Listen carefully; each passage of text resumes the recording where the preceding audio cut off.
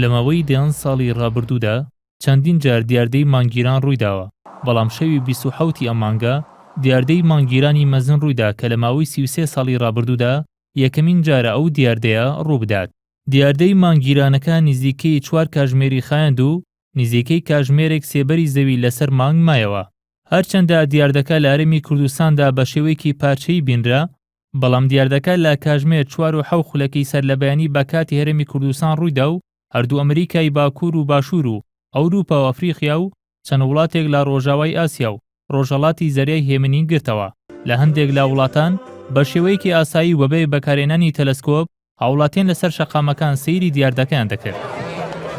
دیاردەی مانگیرانی مەزن لە ساڵی 1900ەوە تا ئێستا 6 جار ڕوویداوە کە بریتین لە ساڵانی 1902 و 1928 و 1946 و 1964 و 1982 هەروەها 27 ئەم مانگە. زانایانی بواری فەلەکناسی ژاماژە بەوە دەکەن دیاردەی مانگیرانی مەزنی داهاتوو لە ساڵی 2033دا دووبارە دەبێتەوە.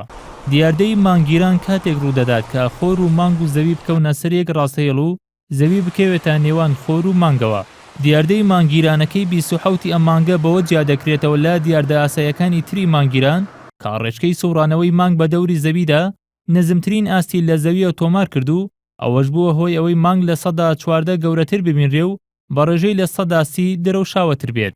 دەرکەوتنی ڕەنگی سوور لە کاتی مانگیراندا دەگەڕێتەوە بۆ تیشکی خۆر، چونکە خۆر سەرجەم ڕەنگەکانی تێدایە.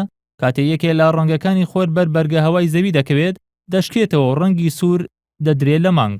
لە کاتی دیاردەی مانگیرانی مەزندا زەوی دەکەوێتە نێوان خۆر و مانگەوە و بەرەو ڕەنگێکی سوور دەڕوات کە ئەوەش لێکدانەوەی جیاوازی بۆ کراوە لە نێو ئاینە جیاوازەکاندا، وەکو لە ئاینی مەسیحیدا باز لەوە دەکرێت نیشانەیەکە لە نیشانەکانی کۆتایی ژیان و لە هەندێک بیر و باوەڕی تردا نیشانەیەکە بۆ ڕوودانی زەمین لەرزە و زریان و لافاوی بەهێز.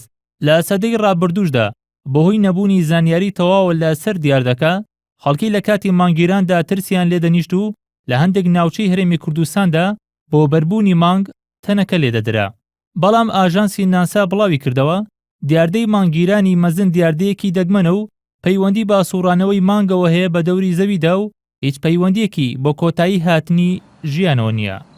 بەرەم ساڵح NRT